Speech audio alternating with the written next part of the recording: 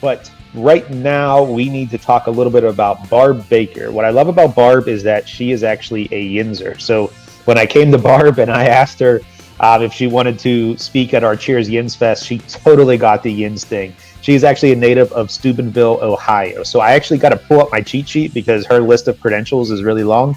And for me to formally say them, I need to make sure that I have this in front of me. So Barb is a Brooklyn brewery rep. She's also a Cicerone certified beer server, a home brewer, a beer connoisseur, a TV host, an actress, a lifestyle expert, an adventure junkie, an entertainer, and a world traveler, and also a blogger. She's drank all over the world. Most important piece here, though, is that she is the VP of Fermenta, and Fermenta is a women's craft beer collective that's committed to education, networking, diversity, and empowerment within the fermented beverage and food industries. So Barb is out there actively helping women break barriers in craft beer, which I think was absolutely amazing, and that's the reason why we asked her to speak. So ladies and gentlemen, with a nice 10-second pause in between speakers, please welcome to the main stage, Barb Baker. So it's my sophomore year at Ohio University, so Bobcats, and I'm in an anthropology class. First class of the quarter, I walk in, have a seat, and a guy walks in and sits right next to me. And my first thought is, why is he sitting next to me? There's like plenty of seats. You know, the theater auditorium seats, there's plenty of seats. Why is he sitting next to me? And my other thought was, why is he sitting next to me? Because he was smoking hot. So I thought maybe he was confused as to why he was sitting next to me. So he starts talking to me. I learned his name is Marcus. He's a fifth-year senior. And he sits next to me for the rest of the quarter. But by class 5, so the 5th class, which is like the 3rd week into the quarter, he's like, hey, Barb, so my fraternity, which is the biggest fraternity on campus, is going to have the biggest party on campus. And I wanted to know if you wanted to come.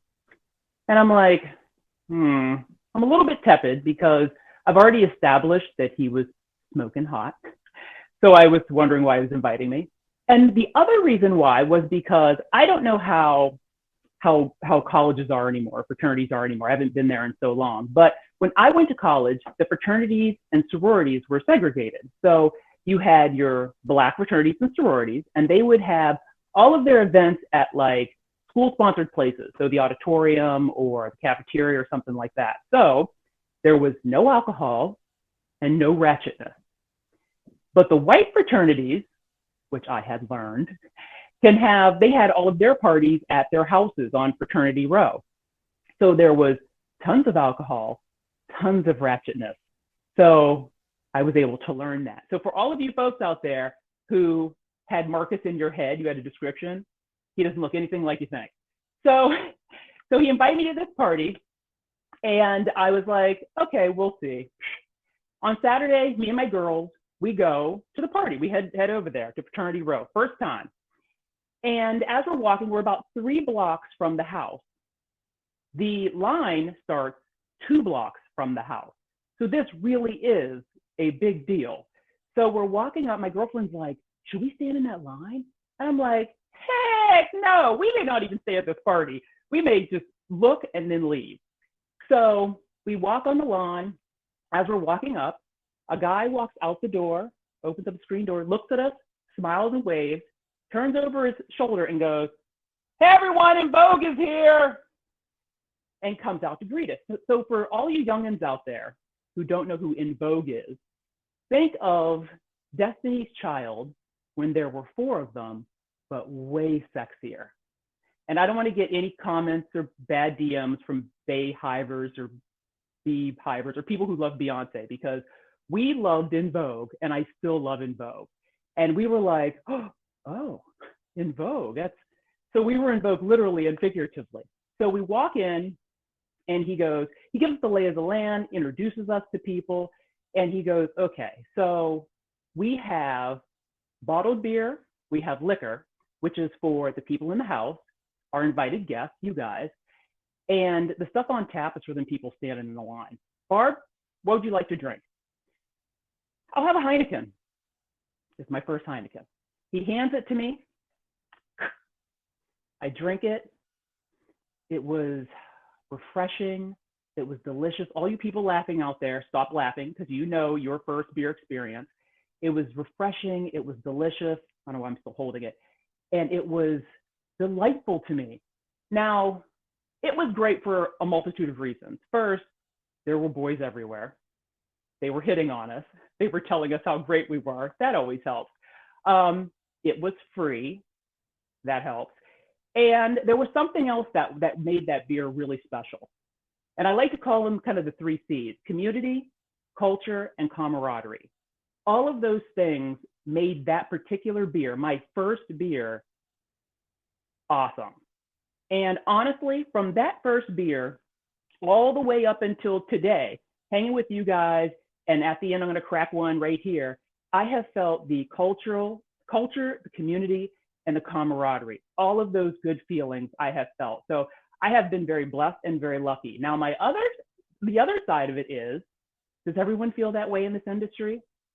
Does everyone feel those 3 things? Of course not, and we know that. We especially know it now because we have such great conversation around it to get people, to understand why people don't feel that way. When people walk into a brewery, why they don't feel included or they don't feel like they belong. Like this presentation, after I'm done, there's going to be a diversity and inclusion talk. So we want to know why, and we care as an industry. And that's the other reason why I have a passion as a Siren of Stout. I call out to women, marginalized people. I want them to know that in this industry, you are welcome, you are included, and you are needed. My mother taught me something when I was 12 years old. It was, wherever you go, you belong. Doesn't matter. Wherever you go, you belong. And I try to impart that on every person I deal with. Wherever you go, you belong. And also, sometimes, most of the time, we have to convince ourselves that we belong somewhere before we can convince anybody else. What is that saying? If you can or if you can't, you're probably right. So with that, I had a hard time reconciling my beer life, beer world with my cultural family world. The reason why is because I'm from a very conservative town. Brian said I'm from Steubenville, Ohio. Yay, Steubenville. And I came from an extremely conservative family. So, church on Sundays, no cursing, no drinking. So we didn't drink on holidays, events. When my mother threw my wedding, there was no alcohol at my wedding. So now you guys are picking up what I'm putting down. So very conservative. So when I got into this industry and I loved it so much and I was passionate about it, I was like, I almost felt like I was keeping it secret. Like, how can I have this love for something that this side says is wrong? Like, people who are religious, they call alcohol the devil's cup. So you're thinking, the people are great, the beer is delicious. How can this be so bad? I need to reconcile these things. I mean, I would hear Black women shouldn't be brewing, or Black people don't even like beer, or I don't even know why you're doing that. All that stuff is bad. So how I reconciled that was, well, first things first is I started traveling extensively in, nationally and internationally. And let me tell you, if you're from a small town, or if you're just dealing with people with smaller thoughts than you, traveling opens you up to everything. You see so many great things, and it opens you up to everything.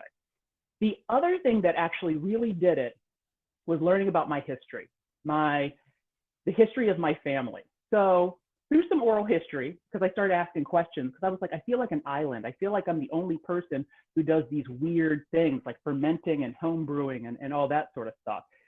So I found out through some questioning that my great-grandmother, my Southern great-grandmother, was a master fermenter. And she would ferment everything, which is funny because I ferment everything. I have made kefir, kombucha, kimchi, pickled carrots, pickled onions, pickled eggs. I will ferment a severed hand if it's left on my front porch. So, and it's funny because I was fermenting kombucha in my baby's room, and my sister was like, "Why are you fermenting kombucha in the baby's room?" And I was like, "Well, Alice, it's the warmest room in the house, duh." So she thought that was craziness. So my grandmother, master fermenter, what she would do, and she was around during the Great Depression. And you guys know people during the Great Depression threw away nothing. They would save everything. So she would take potato peelings, apple peelings, a root vegetable or fruit or something, stick it in a jar, put it in her hope chest, and leave it there. And she would leave it there until the ancestors told her it was finished. And then she would get it out, invite her sisters over, and they'd go up to her room and they would drink this hooch. And you start hearing laughing and some yelling and some more laughing. So you knew it was at least good enough to drink. It wouldn't kill anybody. So that's good. So now I'm empowered because I know that de-fermenting everything in the world is not weird. I come from a family of makers and creators. Okay. So I learned about my grandfather. He's Creole. He's from Louisiana. And I always knew in my adolescent years that he was an unbelievable chef. He could make the best gumbo, jambalaya, and ribs this side of the Mississippi. What I did not know, however, which was hush hush, was he was also a master brewer. He had a gaming room. Before he met my grandmother, he ran a gaming house or a gaming room, which had a little bit of prostitution on the side. But when you're a small business, you have to divest. So I get it. And he made all the liquor, all the beer, and all the wine for this gaming room. I heard that, and now my mind is exploding. So me home brewing is also not weird. Then I keep digging. So I do a DNA test, and I learned that some of my DNA, some of my ancestry is from Western and Northern Africa. Okay, reading all of these beer books, we know that 5000 BCE, beer originated in Northern Africa. Okay, and who was the first brewers? Who were the first brewers? If you guys were all sitting in front of me as a crowd, we could all joyously stand up and say, women! So basically nothing I'm doing is weird. I'm not the first at anything, which is actually really empowering. So that's kind of what I was learning. So not only do I feel like I'm in this industry, like I feel like I should be in it, now I know I really actually belong. I have cultural ties and cultural history to this industry, which to me is so empowering. I love taking those stories that I have, and I love telling them to other women, other people of color. Do your history. Maybe you have that link. And even if you don't, wherever you go, you belong. So it doesn't matter anyway. So my last story, because I love telling my beer stories. I moved to Michigan about 20 years ago, and I would jog every day past this dive bar. I love dive bars. Ohio University is, go Bobcats, is the queen of dive bars. So I would run past this dive bar and I kind of jog, look in. So maybe not. And there was always these 4 old white guys who were sitting at the bar. Nobody else in the place, just these 4 old dudes. So I'd run by, maybe not. So then I came back. I was running one day, and it was hot. I was tired. I was like, I'm going in there. I walk in, have a seat. They were still sitting there. A woman comes from, I don't know, maybe out of the floor or the ceiling, but I've never seen this person before. And she's like, hey, you want a beer? I was like, oh yeah, let me see a tap list. So she disappears to get a tap list. And the guy next to me, he looks at me. Oh, let me give you a description of what he looks like. You can really get it in your head. So he had one of those flannel hats that snap at the top. He had on a flannel plaid shirt. And then he had like those bib overalls with a big tummy. So basically everybody's grandpa. So he looks at me and he says, so he's sitting to the right of me, and he goes, well, you look like you've been running. I say, yes, sir, I have been. He says, you look like you need a beer. I say, yes, sir, I do. He looks at me again. He looks at the bartender and he goes, "Please get this young lady a beer and put it on my tab." The welcomeness. So as I'm sitting there, I end up talking to him, the guy next to him, the guy next to him, and the fourth guy. And I end up basically putting on all the calories that I had just ran off because I talked to them for the longest time. They were so awesome. And that part goes back to sometimes you got to convince yourself that you should be somewhere before anybody else can. So at the end of our conversation, I was like, "Well, gentlemen, I need to leave. I got to go home and fix dinner." And he said, "This is my favorite place, and it's now your favorite place too." And he was totally right. That became just my husband and I's favorite hangout. We celebrate so many events there. So once again, wherever you go, you belong. So before I go, I need to read this little excerpt from, it's one of my favorite books, and he's one of my favorite authors. Since having children, he's become more relevant every day. "Oh, the Places You Will Go" by Theodore Seuss. You have brains in your head. You have feet in your shoes. You can steer yourself any direction you choose. You're on your own, and you know what you know, and you are the guy who will decide where to go. Thank you, guys. So if you guys have any questions, please go ahead and ask them. Like Ryan was saying, I'm a Midwestern rep. Midwest rep. I need a beer. A Midwest rep for Brooklyn Brewery, which is in Brooklyn, New York. Garrett Oliver is our head brewer. He is an amazing guy, an amazing brewer. I am also the vice president of Fermenta, which is a women's craft collective. And what we do is we just support, empower, and educate women in the fermentation industry. So if you ladies out there are into sauerkraut, kombucha, cheese, beer, wine, liquor, anything, or not severed hands, because that's against the law, but any of that stuff, join us at fermentamichigan.org and just check us out and let us know. We have members all over the world, actually, because we have a new member in the UK. So we would love to see you there. And I really appreciate being here. Nothing is better or more rewarding than coming back and talking to hometown people and getting the hometown support and the love. So I am humbled, I am blessed, and thank you guys for letting me speak today. Awesome. Thank you so much, Barb, for joining us today. And it's always great to talk to a fellow Yinzer who's in craft beer and in a different area. So it was great that we were able to connect.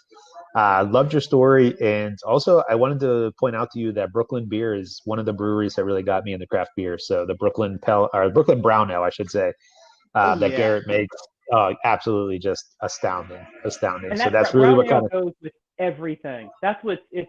Oh, I yeah. was going to do a little video and talk about brown ale with Thanksgiving. Brown ale, I heard it's the black dress of beers. So I was like, that is the greatest thing ever, the black dress of beers, which means you can drink it, and it goes with every cultural dish. So your Greek, Italian, Ethiopian, it'll go with what you got. Very cool. So we're going to open up this session right now to a couple of questions. And the first one that just came in was from Alex, who is the main host of the Weekly Recap podcast. His assistant hosts are Jake and Nick, his brother. See what I did there, Alex? I know he's watching. But anyway, so Alex asks, what are your favorite beer styles? What are my favorite beers? Did you hear on the Siren of Stout, sir? Now, I gotta throw this out before I tell you some favorite beers. I am drinking a Through My Lens. We were talking about that earlier, Ryan. It is from Hightower Brewing. So hello, Megan and Greg. I love those guys. So my favorite beers, I always try to say when people ask me, I'm a Gemini, so something will be my favorite for 15 minutes, and then, in another 15 minutes, it'll be something else. Stouts, that has not changed. I love everything stout. So my favorite stouts are anything by Bell's. So their 35th anniversary stout has been just insane, but all stouts by Bell's are pretty great. And then there's an American Imperial Bourbon Barrel from Kunin's, which is in Warren, Michigan. That's really, really great. And then the chocolate stout from Brooklyn Brewery is pretty awesome. Oh, that chocolate stout's amazing. Yeah, I love that chocolate stout. it goes great over ice cream. Oh, I never thought to put it over ice cream. That's a great idea. I Yeah, I guess that's try to why you're a think of Brooklyn different rep. ways to put more beer down my throat. So put it on ice cream, and then you can drink a beer, then put it on ice cream, and you have two at the same time, and nobody will even know. Yeah, absolutely. All right, so we have another question from Debbie who asks, will you be at Fresh Fest next year? Vaccine dependent. So assuming we have a vaccine and everything's back to normal. I'm going to say a resounding yes, please, please. I have wanted to be at Fresh Fest the past, 2 years? That's when it's gone on. Or no, the first year and then the last 3 year years. I think it's 3 years now. Because, yeah, and this past one was canceled. Well, this past year went virtual. It went virtual. Yep. Yes, please. I wanted to go to the first one, and literally I think I was in California the same time it was going on, but I figured I'm just going to cancel anything else and go. That is, and I think that's something I should have been at every single year. So yes, Debbie. Yes, yes, yes. And when you see me there, please come up and say, hi, I'm Debbie, because I would love to meet you. So yes. Absolutely. Well, I'll definitely be there, and I'll definitely be meeting you. So one more question from Jen at Hello Beautiful PGH on Instagram. She asks, if you could look into the future, where do you see women in the industry? Very good question. Big question. I'm going to give a Dr. Seuss answer and say, I see women being wherever they want to be. Yeah, I agree. It's funny because you can't push people to do things that they don't want to do. Like if people want to come in this industry and they just want to drink beer, that's fine. If people want to come in this industry and they want to be a rep, if they want to brew it, if they want to, I mean, there's so many, they want to be a master cicerone. There's so many jobs in this. That's what I'm saying. So I'm hoping wherever they want to be, there'll be nothing that will stop somebody from getting to point A to point B. It won't be, well, women don't, or Black people don't. I mean, because I've heard that. I've actually heard Black people don't do things as far as drink beer from Black people. So, like, I'm drinking one now. So how is that real? So I hope we can be wherever we want to be.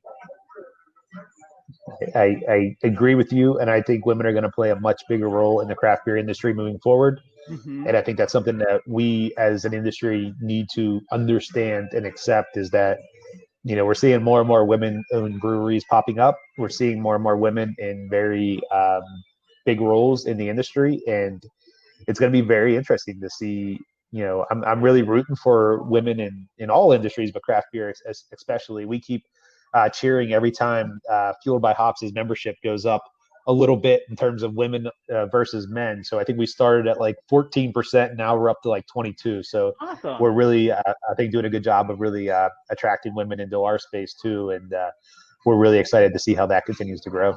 But I think a lot of that has to do with knowing your history. That's why I talked a little bit about history, because when you think you don't belong somewhere, you think you don't belong somewhere. But like when I tell some people that women were the first brewers, they're like, what? When I tell people that, you know, Africans have been making beer and, you know, they make it out of sorghum or a whole bunch of things for 5,000 years, people are like, what? So you start hearing that, and that kind of opens up your mind. That means there's nowhere you can't go. There's nothing you can't meet, because there's somebody who's probably already did it. It's like when I do something, I never think I'm so special, because I already know I've probably had 15 ancestors who already did it and did it better. So I ride on their shoulders. I stand on their shoulders to get to the next level. Wow, that's an amazing answer to that question. That was really, really good. I think you're being biased, Brian, because you like me, because you're friendly. No, that was a really, really good answer. I'm a hometown girl. Yeah, you're a Yinzer, you know, it's all good. Our next question comes from Aaron Gore, and Aaron asks, have you ever given thought of expanding Fermenta to a more national stage? We have been thinking about that actually recently. I know that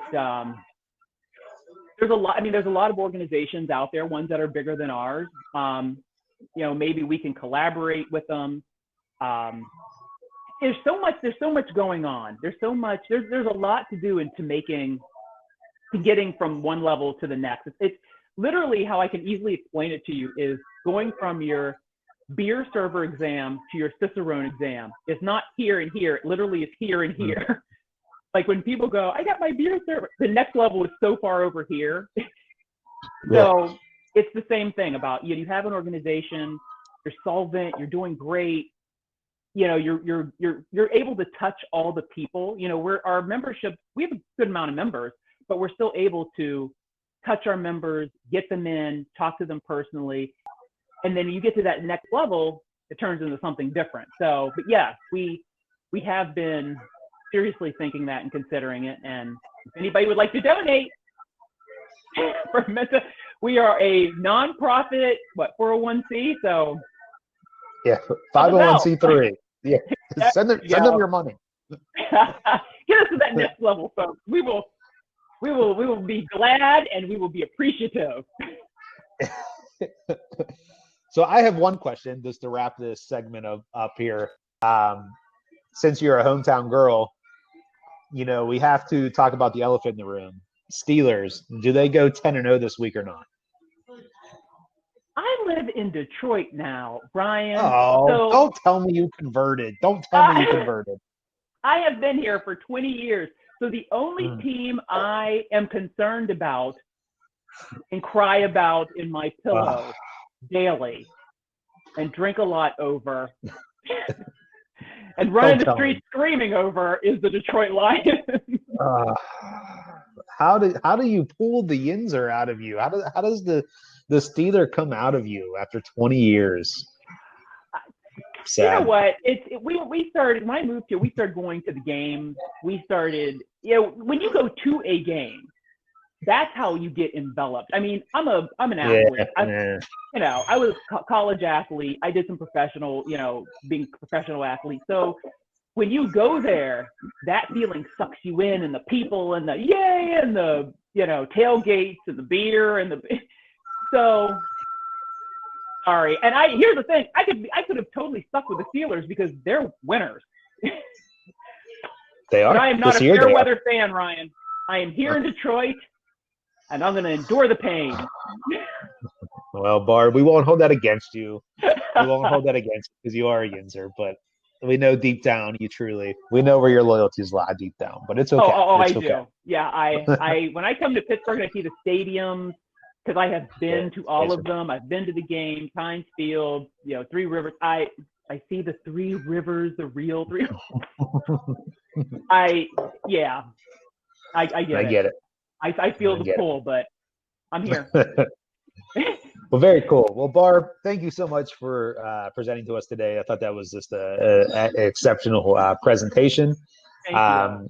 How can we find you online, follow you? I know you're the Siren of Stout, but go ahead and plug your social media so that all the people watching here can go ahead and follow you real quick. So I am the Siren of Stout on everything. So sirenofstout.com is my website.